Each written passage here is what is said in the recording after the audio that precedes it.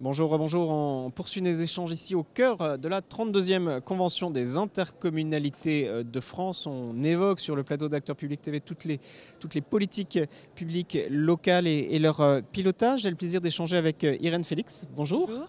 Vous êtes présidente de Bourges Plus, 100 000, 105 000 habitants. 105 000 habitants. 105 000 habitants et vous êtes par ailleurs membre du conseil d'administration d'Intercommunalités de France. Vous intervenez ce 6 octobre sur des enjeux d'aménagement, nouveaux modèles d'aménagement et plus particulièrement sur une politique partagée sur l'ensemble du cycle de l'eau. Alors on est en octobre, on sort d'un été particulier. Quels sont les enjeux en matière de politique publique de l'eau aujourd'hui ?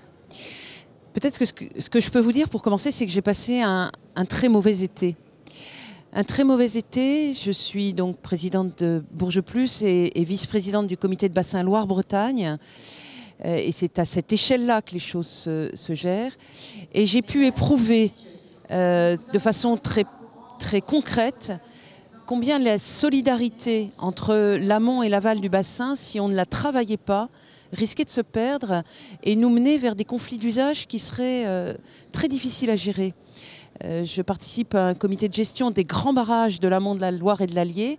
Ces grands barrages alimentent tout le fil de la Loire jusqu'à Nantes et donc doivent participer à permettre des usages à la fois agricoles, industriels, énergétiques et d'eau potable. Et on se rend compte que ça va être difficile. Et donc il faut qu'on s'y prépare. Et donc il faut qu'on assume sur l'eau comme sur l'énergie la notion de sobriété.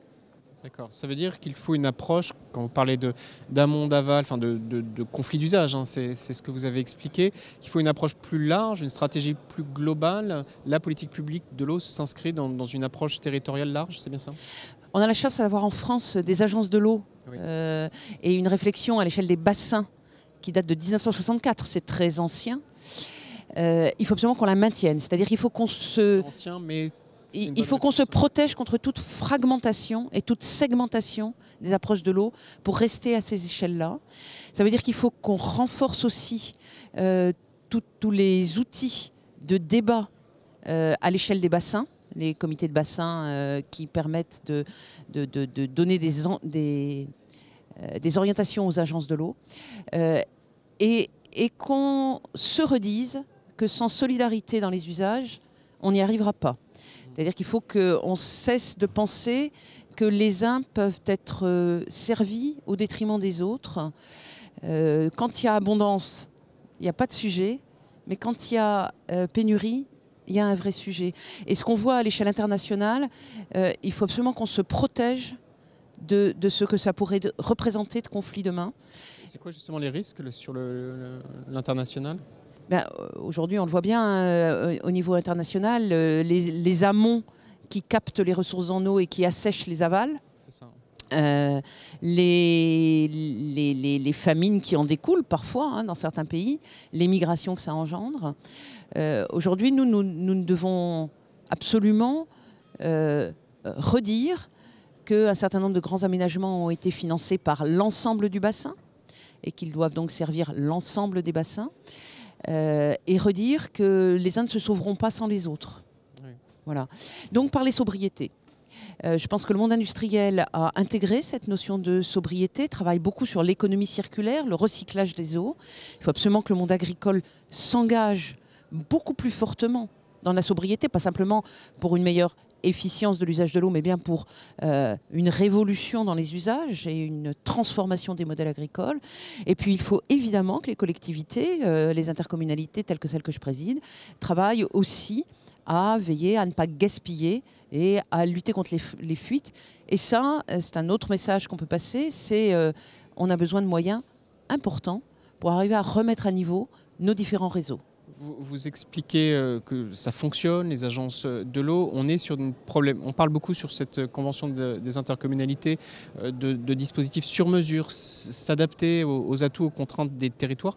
Est-ce que c'est le cas pour les politiques de l'eau? On voit que les problématiques ne sont pas du tout les mêmes en Bretagne que dans le sud ou que dans le nord. Est-ce que ça veut dire qu'il faut une gouvernance? Est-ce que c'est possible? Est-ce que c'est pertinent d'avoir des gouvernances un peu différentes? Enfin, comment vous voyez les choses?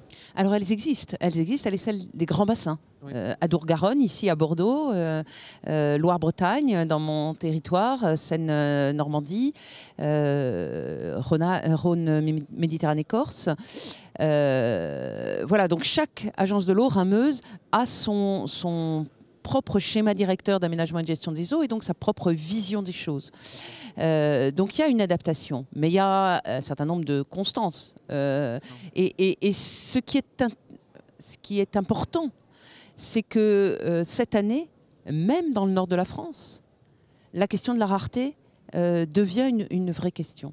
Oui. Voilà. Et la rareté n'évacue pas son contraire, qui est l'inondation. Oui. C'est-à-dire qu'avec le dérèglement climatique, on a et la rareté et l'excès. Oui. Et finalement, cet équilibre rareté-excès qui était un peu différent du nord au sud de la France, il est en train de nous embarquer tous.